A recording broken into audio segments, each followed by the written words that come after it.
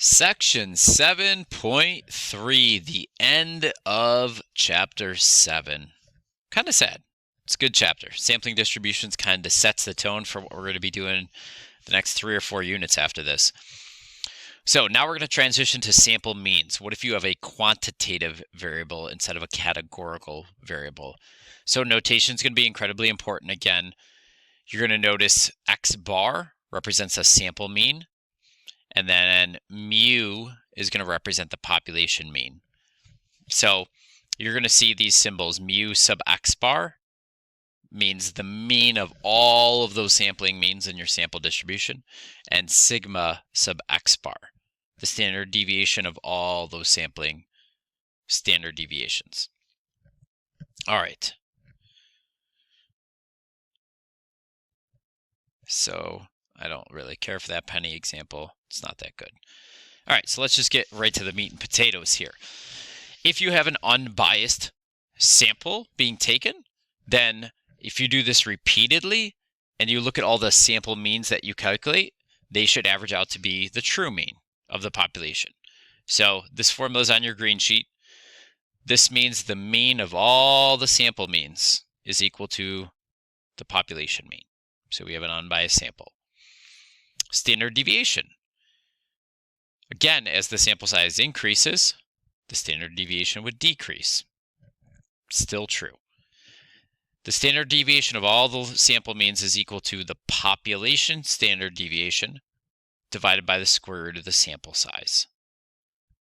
So as the sample size goes up, there will be less variability in your sampling distribution. This is only true because we're sampling without replacement. We have to check the 10% condition, and we'll go more into depth on that in class. If your sample size is less than 10% of your population size. If that's the case, we can calculate the standard deviation and use that moving forward. Now, this is just an example. Okay, so they're talking about this chemical that's in wine, and they are looking at you. They're looking for you to create the mean of the sampling distribution and the standard deviation.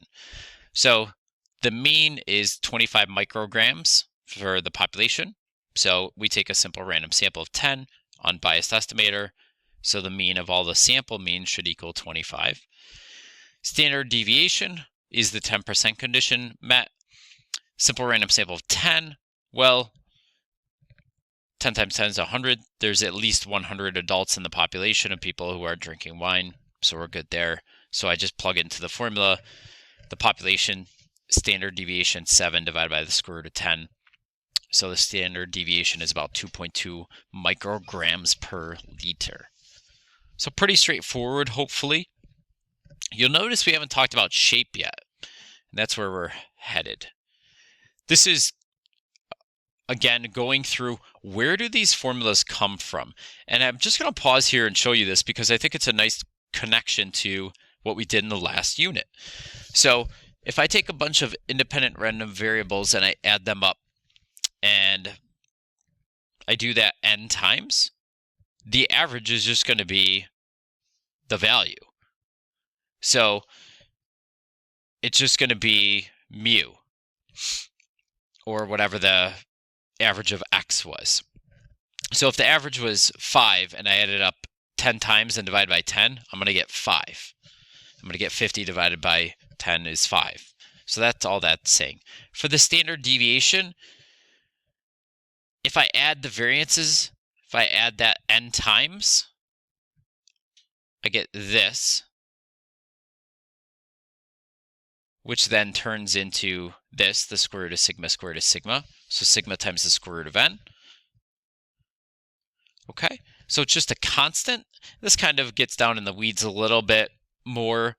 You don't have to understand exactly where it's coming from. I just want you to have a sense. It's just not coming out of the blue. We're just using what we did in last unit with the combining random variables, independent random variables, to derive these formulas.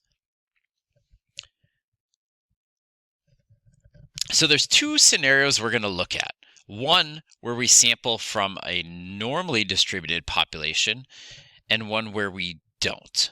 So am I going to have to do a Google search for this? I thought the link was in here. But alas, it is not. Just a moment. Here is a normally distributed population, and what we're going to do is we're going to take random samples from this. And I'm just going to start with one very simple. So I'm going to animate taking a sample. So this is 0 to 32. So let's just say hypothetically this is ACT scores. I think you can score up to like a 34.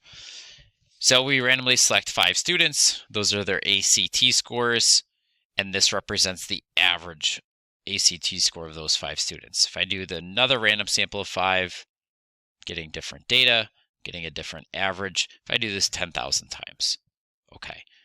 This is an approximate sampling distribution. I can see a normal distribution fits it quite well. If I increase the sample size to 25 and I decrease this to 2, I do the same thing. Oh, I want to measure the mean. So let's try that again. Okay. Normal distribution fits incredibly well. So that's a great density curve to describe these histograms. Obviously, the biggest difference you see is the variability. No shock. Sample size went up. Preciseness increased as well. The variability went down. They're both centered at the true mean, 16. So they're unbiased. You could see the standard deviation 3.14 or 54 versus 1. So it seems as though if the population distribution is normally distributed, the sampling distribution is always normally distributed. Doesn't matter if you take a really small sample size or a larger sample size. So let's go back to the book for a minute. So that's what this is describing. Blah, blah, blah, blah, blah. All right. So check your understanding. Pause the video, work through it, come on back when you're done. So in this scenario, the length of human pregnancies is approximately normal. Here's our mean, here's our standard deviation. Just to point out, this is a quantitative variable. When we're talking about means, we're talking about a quantitative variable. Find the probability that a randomly chosen woman has a pregnancy that lasts more than 270 days. We're talking one woman. So I'm going to just do that minus the 266 divided by 16 and then normal CDF on the calculator to get that. I just want to point this out. This is not what I would expect you plug into your calculator. We do not take the shortcut in this class. You'd put 0.25 to infinity, mean 0, standard deviation 1. We're always using the standard normal distribution because we need to show our work. All right, for question 2. Now we're taking a simple random sample of 6 pregnant women, and what we're doing is find the length of each of the 6 women's pregnancy and taking the average. That's what this X bar represents. So the mean of the sampling distribution should be equal to the true mean. It's unbiased. This should still equal 266. It does. Compute the standard deviation. Well, now the sample size has gone up. So you answer this. What happened to the standard deviation? Hopefully you know. It decreased. We know more about the population, more information, so we're going to have a more precise estimate. So the standard deviation is just going to be the 16 divided by the square root of 6. Is the 10% condition met? 6 times 10 is 60. There is more than 60 pregnant women in the world. Absolutely. So standard deviation is the 6.532 days. Part 4, find the probability that the mean pregnancy length for the women in the sample exceeds 270. Notice the difference between number 1 and number 4. Number 1 was 1 woman. Now we want to know what's the probability 6 women have an average pregnancy of 270 days or more, or exceeds 270. So we have the same distribution but less variation. So this is going to be more unusual because your standard deviation is so much lower. The old standard deviation was 16, now it's 6.5, so your z-score is closer to 0. It's not as many standard deviations above the mean. Your probability here is 27% versus in number 1, it was 40%. So it's much more likely that one woman has a pregnancy that lasts over 270 days than 6 women on average. All right, moving along. Yes, this is one of my favorite things about the whole class. This thing called the central limit theorem. Because this exists, we can do a lot of stuff and a lot of calculations with the normal distribution that we otherwise wouldn't. I'm getting so excited I can't talk. So the CLT, central limit theorem, this is probably the only theorem we talk about all year in this course. So now what if we do a sample from a non-normal distribution? So back to our applet here, say skewed. So now our distribution is skewed to the right. I could see the mean is bigger than the median, just some kind of review there. So here's what I want to do. I'm going to turn this one off for a minute. If I do an animation and I randomly select 2 students, take the average of their ACT scores, 2 students, average their ACT scores, and if I do this 100,000 times. If you can't see it very well, that distribution looks skewed to the right to me. And when I do try to fit the normal curve, that's not a great fit.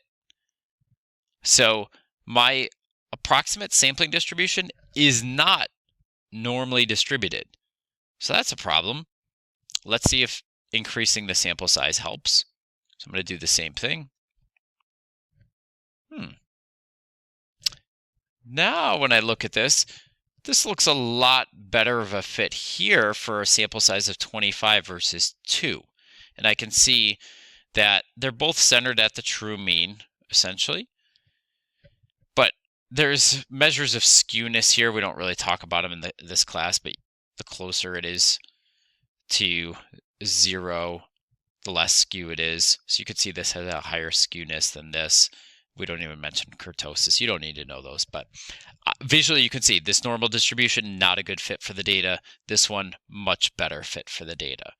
So it's kind of interesting. I wouldn't be able to use the normal density curve here to start saying, oh, what's the probability that somebody scored higher than a 25? So if I can't use the normal distribution, then what? Well, we wouldn't have any tools for this class to be able to answer those questions. Luckily, though, the central limit theorem says if the sample size is large enough, and 30 is our magic number, if the sample size is at least 30, then it doesn't matter what the shape of the population is. Let me just show you something, a couple of cool things. Uniformly distributed. Oh, boom. Okay, it works with a small sample size here. So let's go crazy. Let's just make something up. Say we have this. Okay, say that's our population distribution. Oh, normal distribution fits pretty good for 25. It would be even better if this could go up to 30, but it can't. It does not matter how messy this is. It's just always going to be that your sampling distribution is approximately normal. Okay, let's make it a mess. Still approximately normal. That's what the central limit theorem says, regardless of the shape of the population distribution. The sampling distribution will be approximately normal if the sample size is at least 30. So let's jump on back over here. That's them playing around with that app. Okay. Blah, blah, blah. I don't think they're going to have a good question. Okay. So central limit theorem.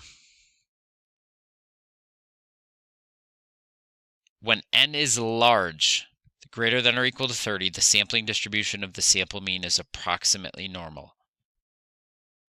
If the population is normally distributed, then the sampling distribution will always be normally distributed. But this is saying if the population is not normally distributed, that the sampling distribution will, as long as that sample size is at least 30. And that's what they're summarizing here. So that's most of it. We also got to hop ahead to chapter 10 and take a look at what about the sampling distribution when we're comparing two means. So let's do that now.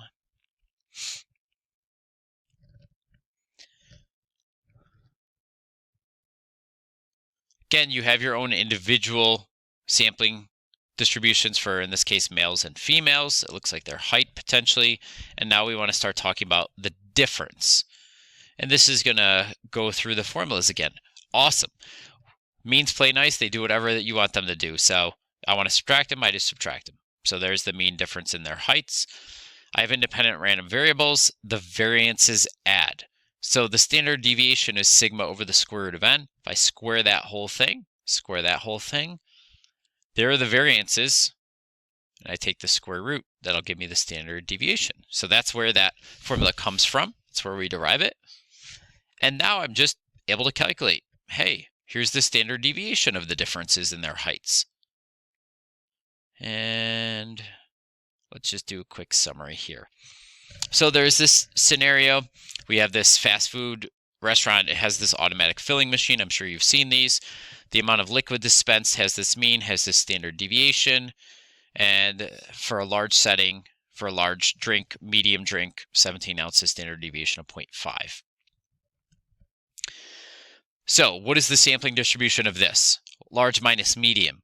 Means play nice, just do exactly what it says. 27 minus 17 is 10. We have unbiased samples because we took simple random samples. So this would just be 10 ounces. Part B, the mean. Oh, we just did that.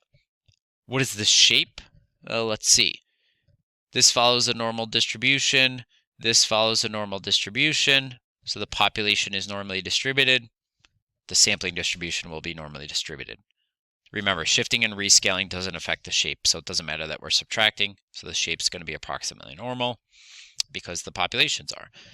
The standard deviation, now we add the variances. So the standard deviation is 0.8 ounces divided by the square root of the sample size would be the standard deviation.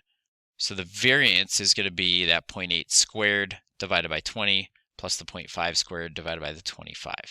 This formula is given to you on your green sheet, not something you need to memorize, and that gives you your standard deviation, in this case about 0.2 ounces. I think that's it. Yes. So what you should be able to have a handle on right now is the sampling distribution for one mean and for two means.